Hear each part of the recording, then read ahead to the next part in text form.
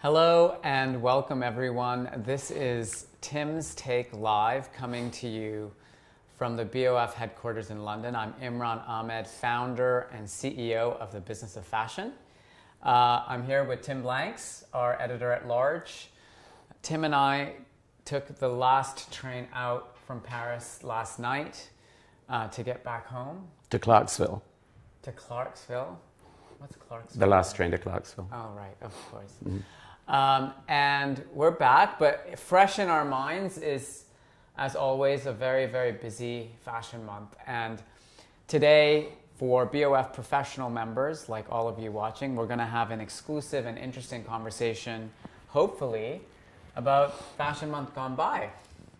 This is my lucky podcast jacket, just in case people think it's the only This item of clothing I wear. Tim, it's a live stream. Lucky! It's a live stream. Yes, sorry. It's also my lucky podcast jacket, but it's not the only item of clothing I own. So let's just dive in, Tim. I guess I thought what we could do is just run through the various fashion weeks in order.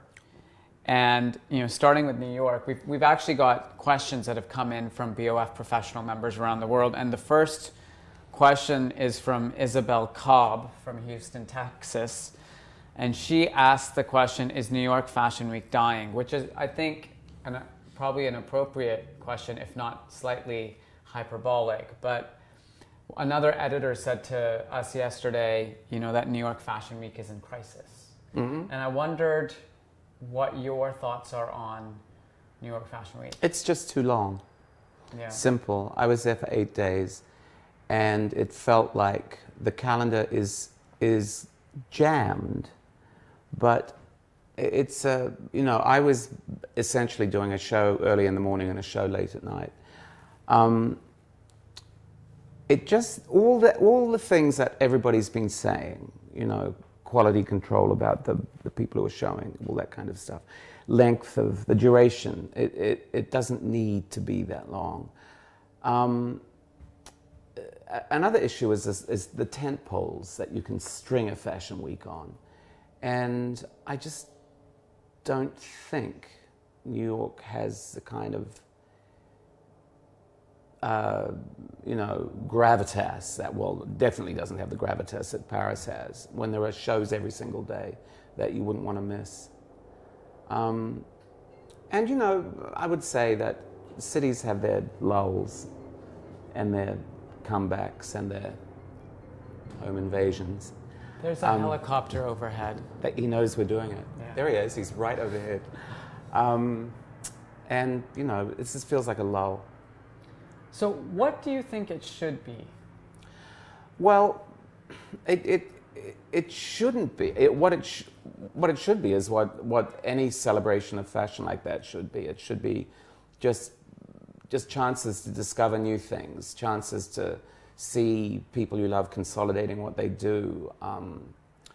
You should see provocative, challenging shows that reflect what's happening in the world. I just was thinking back to a moment, I don't know how many years ago it was now, but New York menswear was just alive. And it was so exciting to go and see all these people, all these young guys doing stuff, and young women doing stuff. And there was a momentum and there was a reason to go. And, then the end of the week would always end with Marc Jacobs, which is invariably like the most incredible show of the week. And it just feels to me that kind of energy, I think it's, I don't know, it might be partly to do with what's going on in America, that everybody is dogged by such insecurity and there's this uncertainty. And when Donald Trump was elected president, there were people who said, this is going to be the birth of a sort of punk energy in American fashion. That has not happened. A spirit of resistance that has so not happened. Yeah. No. I think probably if I was prepared to be forensic about it all and went digging deep in far-flung boroughs, there is that stuff going on. I'm sure there is. But it's not necessarily reflected during the week itself. You mentioned Marc Jacobs, and I wonder what your I know you actually saw Mark in Paris later on, not to skip ahead, but what do you make, we've had 3 seasons in a row now of a very different kind of Marc Jacobs show? I felt the last 2 were very much gestures of defiance. I mean, this is a weird thing. I kind of find myself out on my own in some of these opinions, but, you know, what's an opinion after all? It's a personally held belief. I felt that this was a very defiant, I felt his show was a very defiant rejection of anybody who might be telling him that his work isn't commercial enough to succeed in this kind of social media-driven age. There's a sort of... You mean like the powers that be at LVMH yeah, well, or wherever? I mean, whoever his overlords are. You know, we're going to get onto this later on because it's interesting that we're talking about Marc Jacobs in this kind of way at the very beginning of the whole fashion schmozzle. And then at the end of it, the last show of the whole season, Louis Vuitton, I kind of felt something vaguely similar. That after being this kind of the king of free-form creativity, the king of some of the most intelligent and enormous fashion spectacles that we've seen over the last 15 years, this was extreme, but its extremity was set in this very bare boards context, and it was really interesting to me that literally bare boards, I mean, like splintery bare boards, and the models walked down this alley, you know, very, very tightly pressed between the crowd, and the lighting was very, very sort of kind of sepulchral, and maybe it wasn't, maybe that's just in my mind, but it did really feel like a sort of,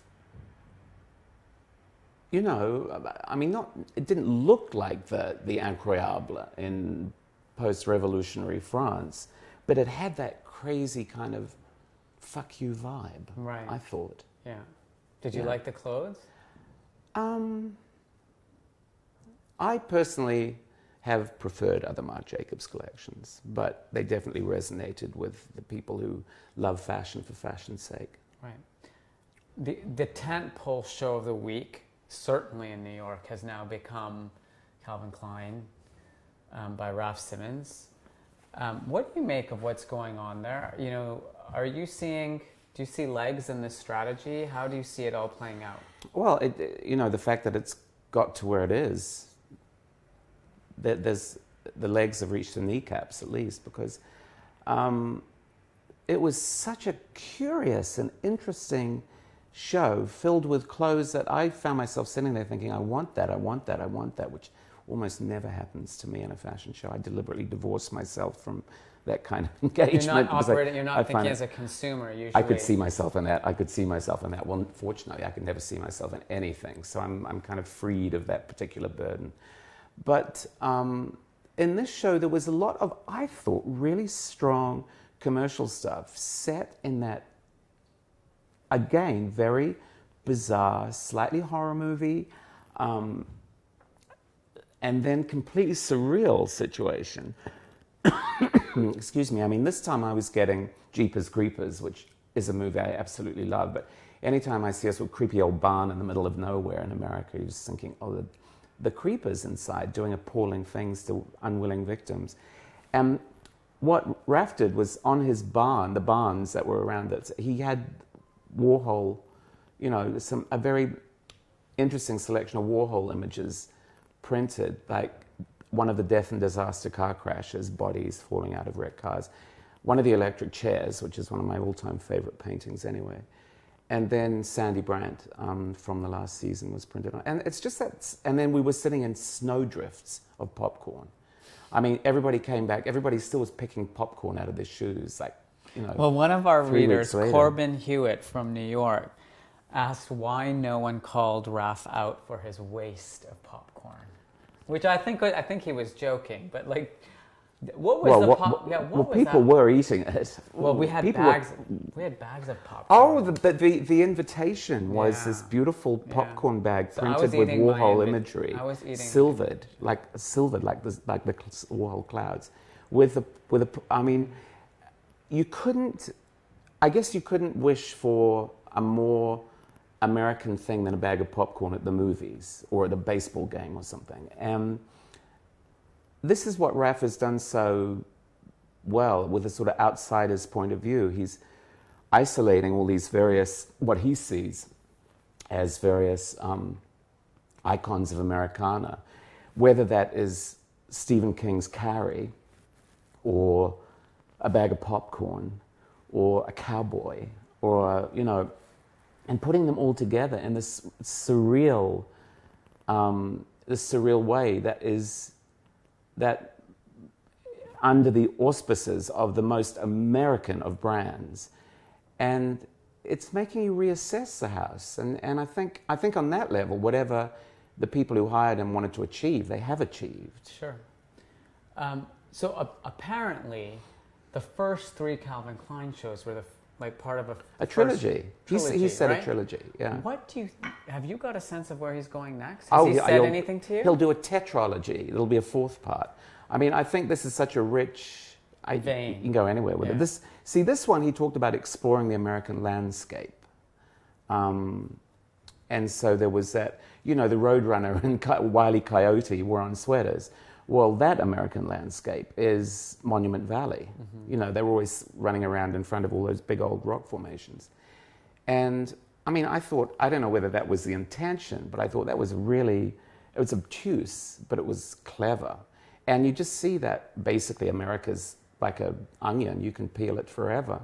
Right. And I can't imagine he won't go on doing that. Yeah. And maybe if this trilogy was horror, who knows what the next trilogy... The next trilogy could be rom-com. No, it would never happen with Raph. That'd be Backstage funny. Yesterday at Chanel, we bumped into Joanne Furness, who had been working with Raph on some of the imagery and content around Calvin Klein. How do you some of the criticism at the beginning was that, you know, he has far too highbrow or obtuse a kind of take on things for him to actually reach the American masses, right? How do you think he's doing in that regard, with regards to the imagery, campaigns, all that stuff? Well, if you think that in most people's minds, Calvin Klein is underwear and jeans, his first underwears were pretty strange. Scrawny guys standing in their underpants in the Warhol Foundation, you know. Well, no, it wasn't the Warhol Foundation, but standing in front of Andy Warhol, some of Andy Warhol's most famous paintings. That was pretty... But then he did the Moonlight Guys in underwear, which was amazing. Yeah. Which was more in the vein of, you know, old Calvin. And since then, you know, now it's a pile of Kardashians wearing the underwear. Mm. And I suppose you would have to say that the spirit of irony prevails in a way. Mm. Because they're polarizing images, but they make people... You know, when you see that pile, that tangle of Kardashians towering over Times Square... It's as provocative as those original Bruce Weber images of the guy in the underwear in Santorini, you know, because they're kind of monumental. Yeah. And I guess they lend themselves... Especially at that scale. Yeah, they lend themselves to monumentalism, which is clever. Yeah.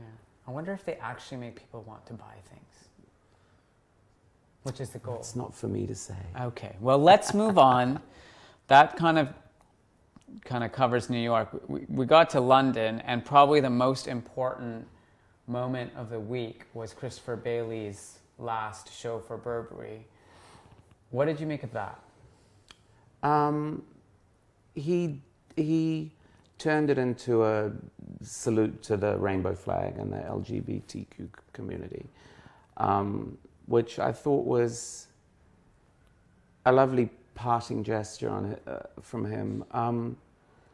And then the collection was just a kind of vast panoply of things. What I liked is that it took me back to what he first did there. And I loved those shows, but where he was inspired by, you know, David Hockney or David Gill,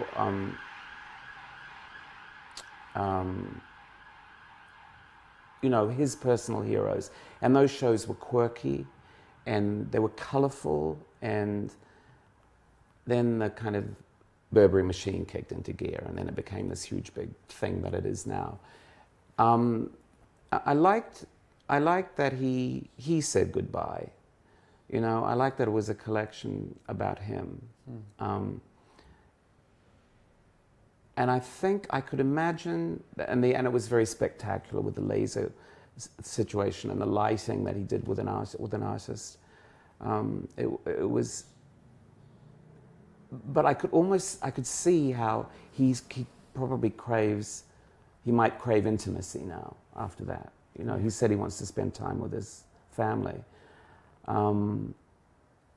And I could see how that show was a goodbye to all that. God knows what as sure as I say that, he's going to turn around and go off and work in an equally gigantic job somewhere else. Yeah, well, there are rumors of that floating around. Yeah. Speaking of which, we're skipping ahead a bit, but since we're talking about Burberry, something that caught everyone by surprise was the announcement early in Paris Fashion Week that Riccardo Tisci was going to take the reins at Burberry.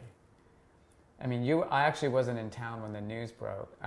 What were people saying about that, and what's your personal... Well, you know, it's like Eddie Slimane at Celine. Yeah. It gets people talking. I don't know. I have a very mixed response to that. Burberry's a massive business, massive, way, way bigger than Givenchy. A lot of very hard work to keep all those balls in the air. And, you know, God knows Christopher was running himself ragged all those years. I mean, never, ever stopping. Because it's such a vertical business that he could go from his office to the photo studio where they were doing campaigns and then go there to do bags, and all in the same place. So, you know, there's this constant churning mill of activity and product and so on. I would say that would be a huge adjustment for anybody. Yeah. So Riccardo at Burberry, I mean, Givenchy was much smaller. I think one of the things that, you know, I heard people saying was, you know, Riccardo's tapped into that whole streetwear, you know, urban thing that has become, I think, kind of an obsession for a lot of luxury brands. If you look at what they're doing with sneakers, luxury sneakers. And do you think Givenchy sparked that, though?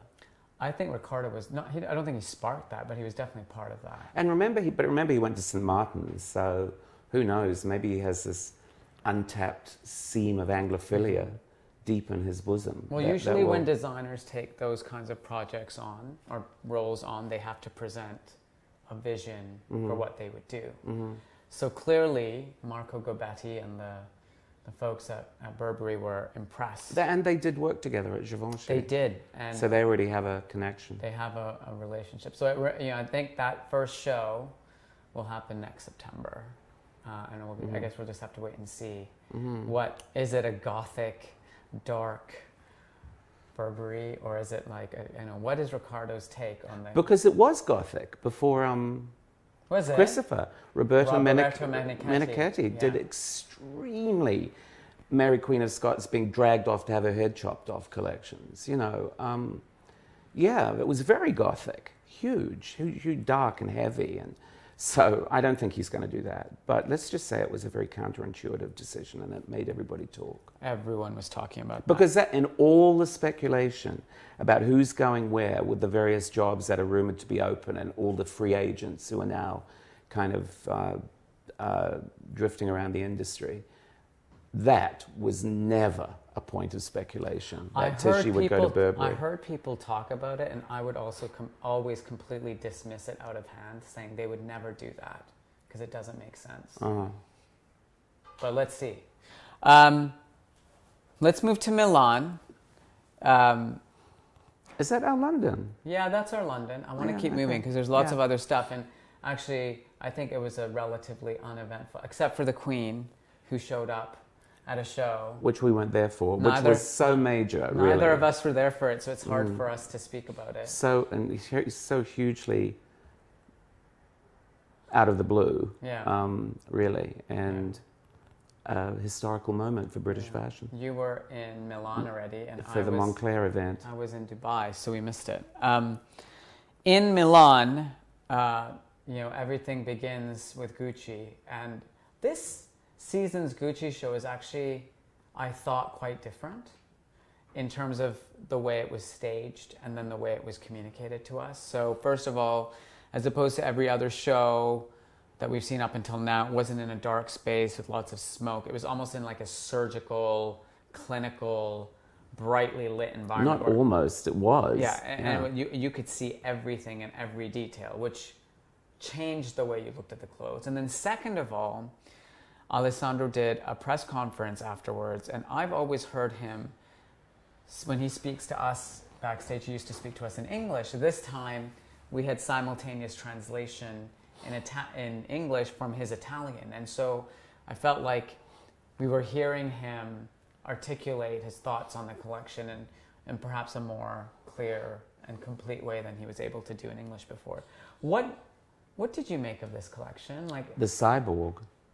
I went, because I'm such a good student, in his notes, which are always incredibly dense, and you have to winkle stuff out. You have to read and read and read and really get a sense of what it is he's trying to convey. He talked about the Cyborg Manifesto by a socialist feminist author named Donna Haraway.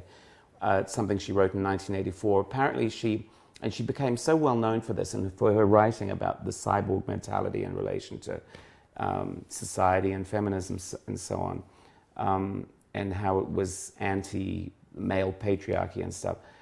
Apparently she's got so tired of being associated with this, she only writes about dogs now, which I find fascinating, and I have to find her writing about dogs. But I went away and I read as much of this thing as I could. Apparently it's a pretty basic college text for a lot of, for people in America.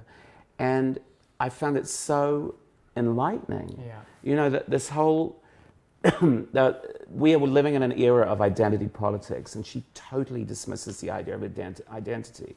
Because she said identity is as much of a tyrant as the patriarchal kind of, you know, the kind of,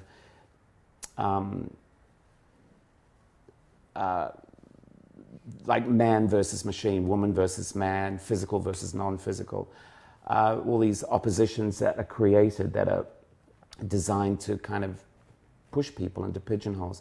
And instead of that, she talks about assimilation, and basically you choose who you are, but your identity is an entirely flexible banquet of choices. And that show, you could be anything in that show. Yeah, that was you could so be a silent movie star, yeah. You could be an Inuit, yeah. You could be the Queen of Dragons, you could be, you could be anything in that show. And I think that sense of freedom is what he's given fashion, and the sense of the kind of making, exploring yourself through clothing, which was such a big thing in like punk or in any movement where clothes played a hugely tribal part. Well, fashion is tribal, but that, we always say that. But when you see it in a really tribal way, it is so seductive and enticing, and that's what he's done at Gucci. I mean, and that show was it was like it was like a Guillermo del Toro film. I was sitting there thinking, because I saw The Shape of Water a few days before, and I would almost have to give the movie away to say why I was so enthralled by this, because the final scenes, the film is good. It's not my favorite movie ever, but the final sequence is just wow. And he knows Guillermo del Toro, I think. And his shows have that wow, that kind of, a woman can be in love with a monster and nobody bats an eyelid. Yeah. You know, it's not Models kind of big can deal. walk down the catwalk with a replica of their head or a pet dragon, and they can be man or woman or something in between. They can be man or machine, and not even human. That was the point of the cyborg thing. Yeah. You see. I mean, we think of cyborgs as the Terminator. Yeah. And this sort of celebration of that idea, the celebration of the idea of the cyborg, was so. I mean, I'm not sure how many people made it through those press notes because they were pretty inscrutable. They were very dense. I personally found that the most thought-provoking show of the whole season. And maybe it was because we had that little press conference with Alessandra after, but it just made me think a lot, you know. And even the next day, I was still thinking about it. Yeah, well, but then there was so many people who just went, eh. Yeah. you know, not my favorite, and that's good as well. You can't have consensus, because I do think the product was maybe less appealing in this show. God, how would you even be able to?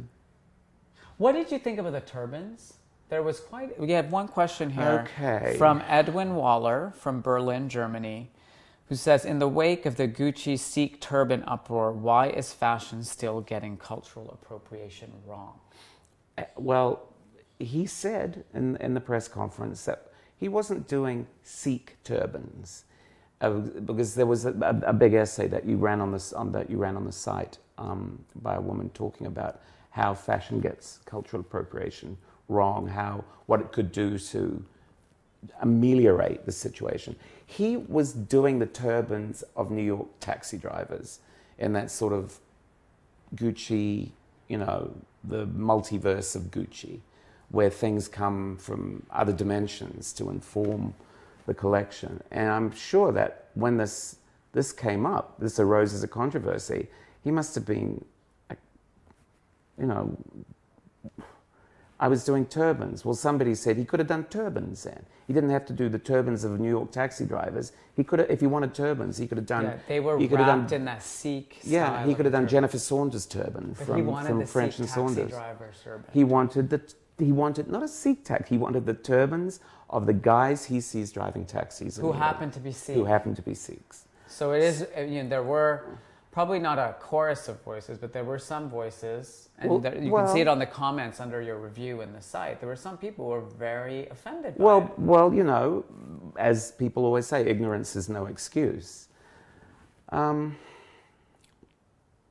It is interesting, this cultural appropriation You explained to me why you were lunch, very you explained to me why it is extremely offensive that a Sikh, the turbans of the Sikhs are emblematic of so much about their faith and so on, and also a symbol of how they've been put upon in so many ways.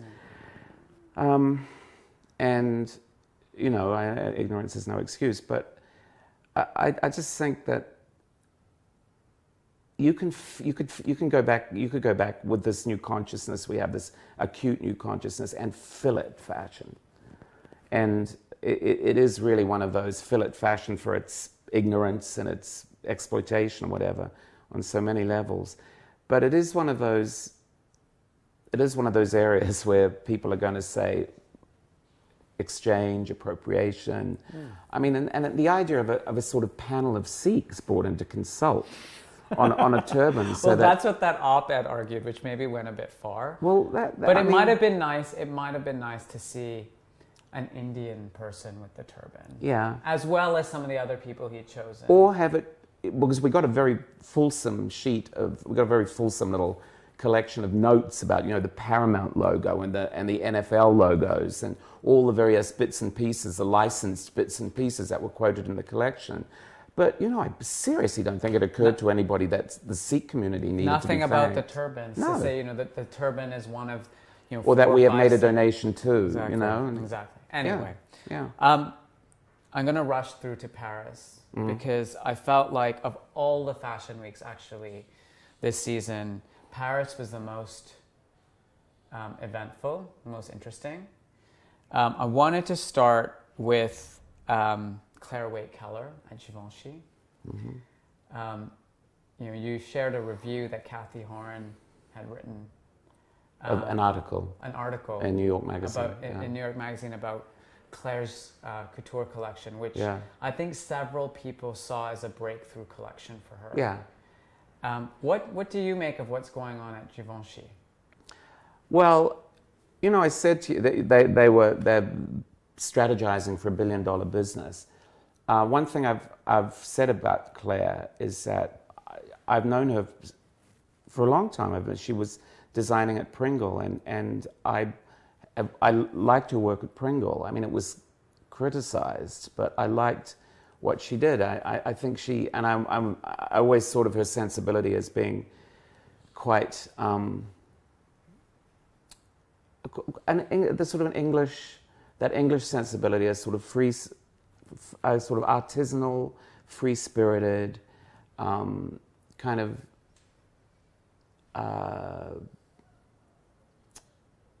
well, artisanal, I would say, yes. Quite folkloric, maybe modern folklore.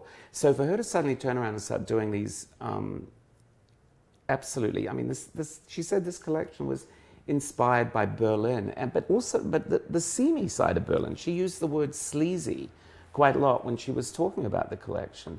And this is, you know, when you think of Claire as an English rose, suddenly she's all about the thorns.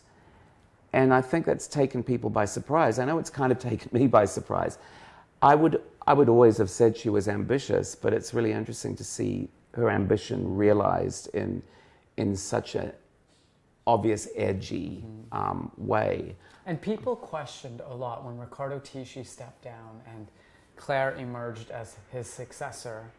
People really wondered, how is she going to continue or how is she going to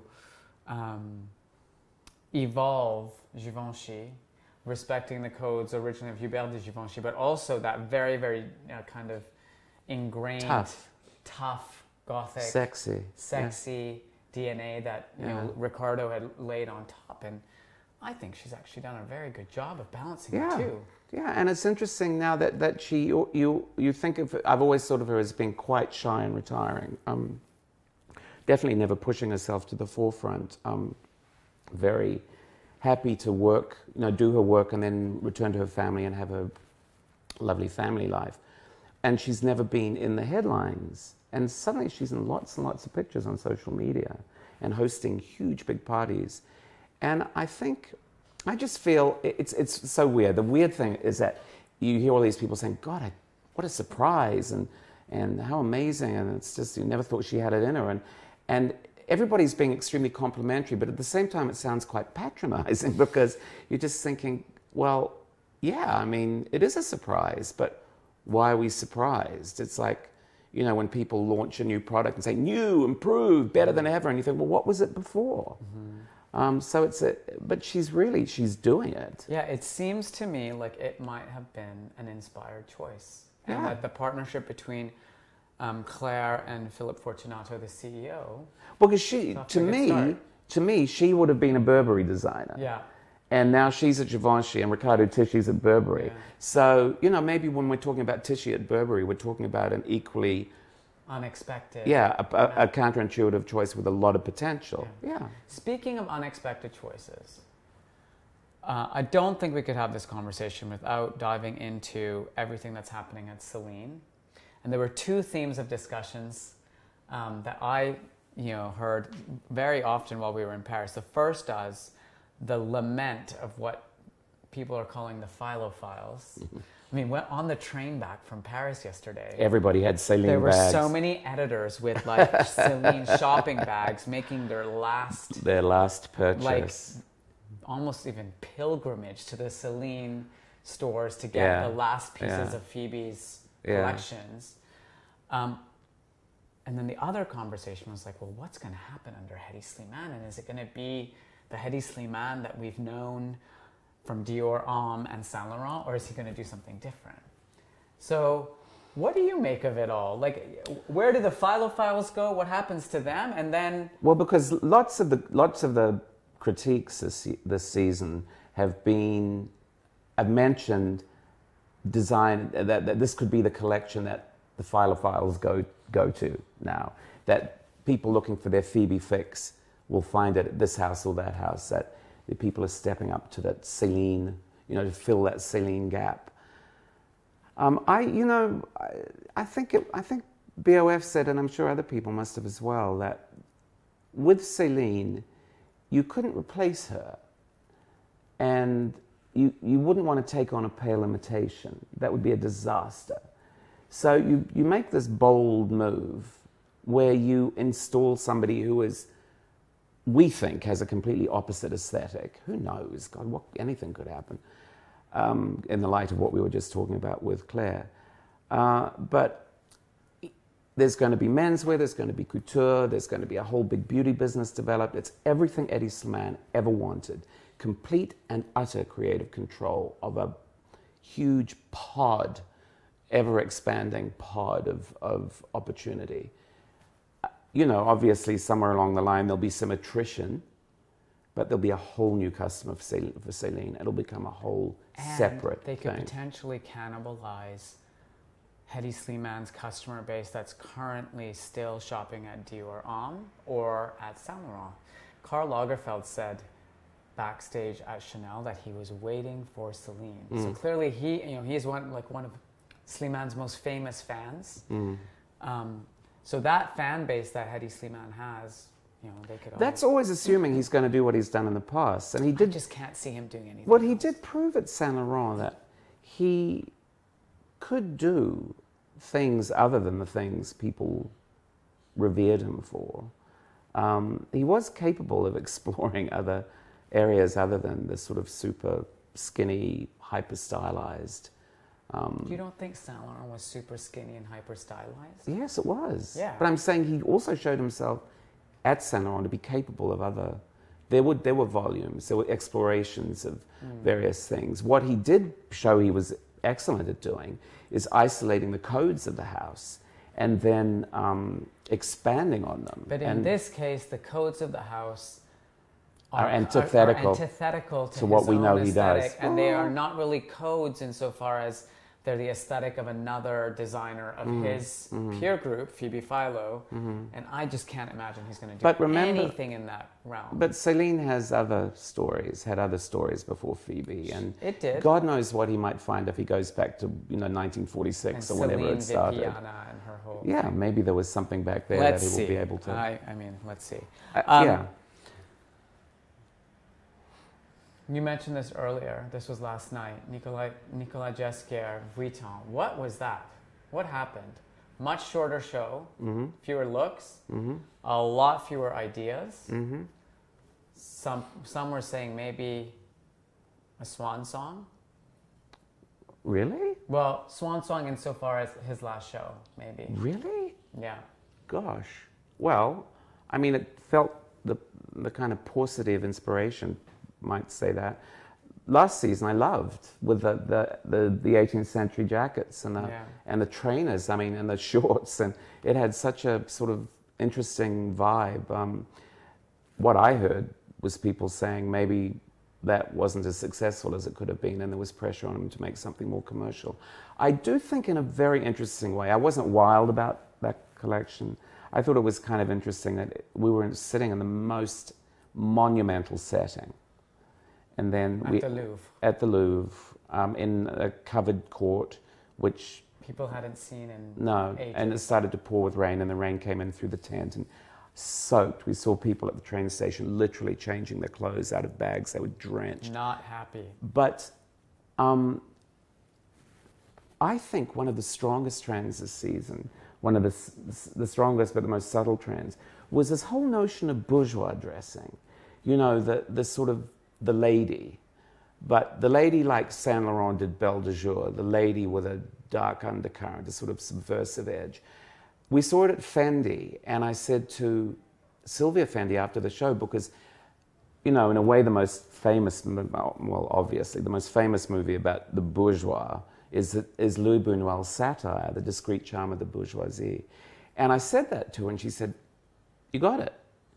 And it was that lady dressing, but with this edge, this sort of like those women dress to be undressed, and there's a power in it. There's a sort of a power of womanhood, which is very much in the Me Too Time's Up thing that's been happening everywhere else. I think we saw it at Chloe, and I think we saw it at Givenchy. This sort of haute bourgeois. The way, she opened the show with all those women in huge fur coats, fortunately fake. But you just got the sense there was nothing under that fur coat. Fur coat, no knickers, just these super powerful, like Helmut Newton style women. And there were other shows that I was looking at where that was coming through. And then I thought, in a way, Vuitton put the cap on it. Not as dynamically as the other designers had done.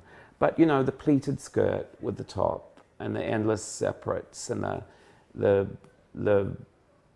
sense of a sort of, not quite banker's wife, but kind of in that vein.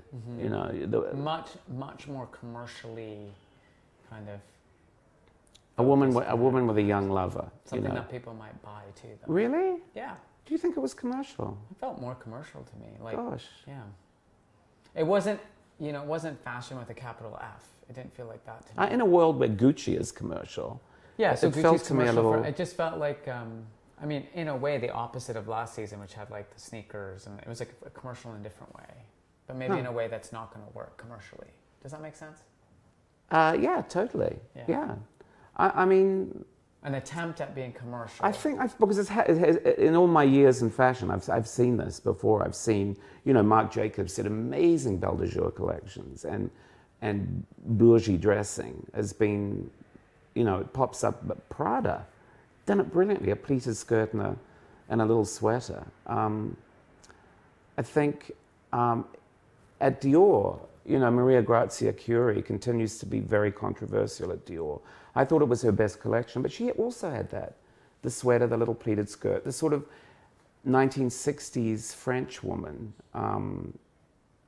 like Belle de Jour. Actually, and all my praising about discreet charm of the bourgeoisie, Louis Buñuel also directed Catherine Deneuve in Belle de Jour, which is the iconic image of this particular kind of dressing. And yeah, I think actually I have to go back and revise my thinking on some of these things. I would say Belle de Jour was stitched through the season. Belle de Jour was stitched through the season. If there's a Tim Blanks There's quote, a T-shirt in that. Yeah. That's like, okay. So now that we're done with the and shows, Catherine Deneuve was in a lot of front rows. We didn't talk about Undercover. We were just about to ask. Good. Anyway, good. I want to talk about Undercover as it relates to what's going on in the world. Because very sadly, I missed that show. But from the reaction that you had afterwards when you talked to me about it. A lot of people had the reaction. People were crying. Yeah, tell me about that show. Why was it so important? I think it was a very strong, first of all, I'd like to say I think it was a very strong season for Japanese designers. And I think why it was is because the world right now is in chaos. And they do an outsider perspective better than anybody. They can define what is happening through just a funny kind of, what's it called? Lens. Microscopic lens. Yeah, they can put Western culture under a microscope and come back with, Ray Kawakubo did a collection inspired by Susan Sontag's essay, Notes on Camp, which everybody should read anyway, because it's dense, but it is in point form. So you read one point, absorb it, move on to the next one. And then I found very interesting. I thought that Miuccia Prada at Miu Miu also was inspired by camp in a way, because camp becomes a rebellion. It becomes RuPaul and all these RuPaul's a very RuPaul's Drag Race is an obvious place to look at where camp becomes a badge of resistance, and I think that's critical. I think in Undercover, critical right now, it's a response to the world. Undercover, when I was talking to the designer Jun Takahashi, it's his last women's show for a while. He isn't going to do women's shows. He doesn't know when he's going to start doing them again. He did a show about, well, in his eyes, I suppose his show was about innocence. It was about high school, an American high school. He was thinking about movies like John Hughes movies, Perks of Being a Wallflower, Stranger Things. I think it started with Stranger Things for him. It moved on because he has a dark streak, which he just can't control. Moved on into David Lynch, and then there was a big Twin Peaks thing. But then he did all of this, obviously, a while ago. But then Parkland happened in Florida. And his collection moved into a black group that could have been prom clothes, like what kids wear to the prom, kind of adult elegance for teenagers. But in the light of that, struck me as a sort of end of innocence, so a sort of funeral, made me think about all the kids who would never go to a prom. And then the whole last section, who would never go to the prom because of what happened to them. The whole last section was all the models wearing the same outfit, same kind of outfit, like a parka, and a toque. A toque is a Canadian word for wool hat. A wool hat. I love how you said toque. Bob and Doug McKenzie. Oh my goodness. So there was a uniform there, and it made me think of March 24th, the march where that has been initiated by those college kids marching for their lives, and they were Walking to Heroes by David Bowie, and all of this was done before, but it was the most incredible coincidence of mood and, his creativity and the mood. And because it was about bravery, it was about resilience, it was about marching as an army, I thought. I said that to him, and he said, well, that's not what I was doing, because I would never, ever make a fashion show about something like that. That would just be, it's impossible. It really hit the spot for you. Yeah, it was my favorite show of the season. Yeah. It was just, like I said, the perfect confluence of very appealing clothes. Very witty, lovely clothes. And they had this huge message. And then there were people afterwards who said that because, there were going to be no models under 18 as of now. And obviously he used extremely young models. His lead model was Sadie Silk from Stranger Things, who's 15. The reason why she was there is because he does his shoes with Nike, and she's a Nike spokesperson, and he's obsessed with Stranger Things. So it happened so brilliantly that she could come and be in his show. And then all the other girls were probably around her age. But the way I looked at it is that they weren't models. They were actually actors giving a performance, like she performs in Stranger Things. And so what you were looking at was a performance. Mm-hmm. And so they weren't 15-year-old girls being, horrendously abused in the name of a career in modeling. Anyway, that's how I chose to look at it.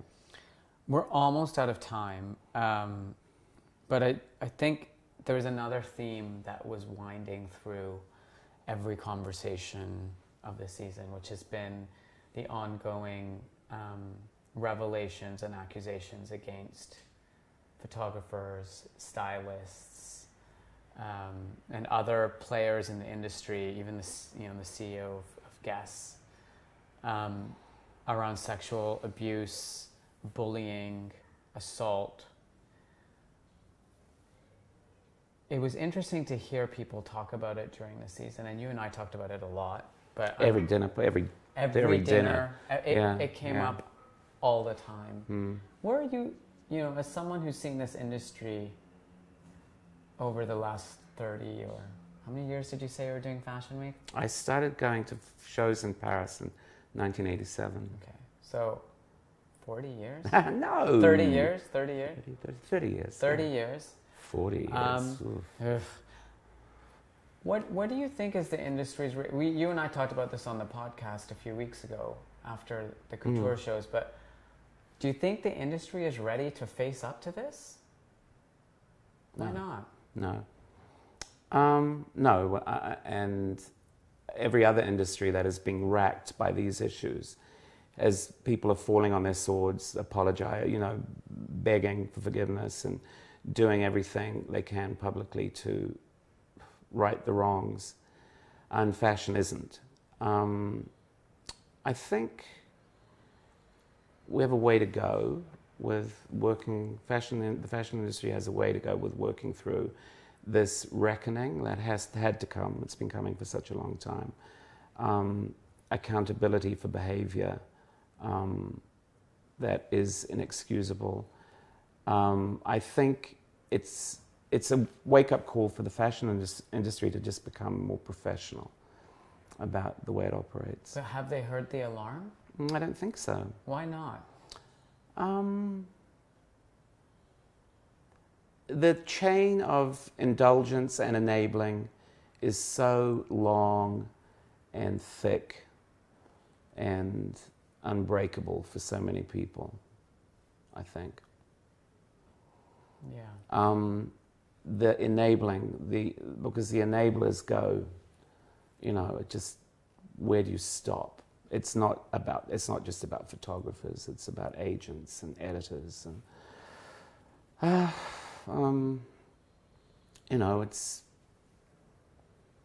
there's a lot, and also advertisers and you know, people who wanted this and were prepared to overlook that to get this. And that just doesn't end. That there's, you know, it's just, I think it'll probably always be an issue in businesses that are based on selling sex and desire, and especially fashion. And desire is such a key component. And there are people who can make dreams come true, and there are people who will do anything to make their dreams come true. And it's a toxic combination. And I'm you know, I think it has to be confronted. But this is, you worry that it is one of those things that is so insidious, it will never really. It's so embedded in a certain kind of human nature and human behavior that it will never ever be really, really dealt with. I don't want to end on that note, because that would be a really depressing way to finish. One really positive change that I noticed this season, and actually one of our readers, Edwin Waller, got a second question in from Berlin. He said, Anouk Yai became the first black model to open a runway show for Prada since Naomi Campbell in 1997. I also noticed that the Valentino show opened and closed with a black model. I spoke to Pier Paolo Piccioli about it, and he talked to me about how he was trying to send a message to people in Italy because of the elections that are ongoing and ongoing questions about immigration there. Said, you know, if I can even just I can make a statement about putting someone in that position. So he opened and closed his show with a black model, and happened in a lot of shows. It actually felt like there was more diversity on the runways this season than there ever has been before. And it wasn't just in New York, it was throughout the season. Do you agree with that? Yeah, I think the diversity as black and white reads very graphically. You know, I was thinking in Comme des Garçons as well. Yeah. And then in so many shows, Miu Miu was another one, where the point was the diversity, but the diversity is more than black and white. Diversity is a whole other raft of, you know, humanity, and. When I started going to fashion shows, the diversity was completely instinctive in the shows. But in those days, there was a difference between editorial and runway models. So you didn't see the editorial models on the runway, but the runway was just a rainbow. I don't know. It's fun. I guess it's just cycles but definitely this season, and not just black models, but from everywhere. Yeah. I mean, there were the most spectacular models of the season were undoubtedly the girls from Africa, which is a discussion I think we're going to be having more and more and more.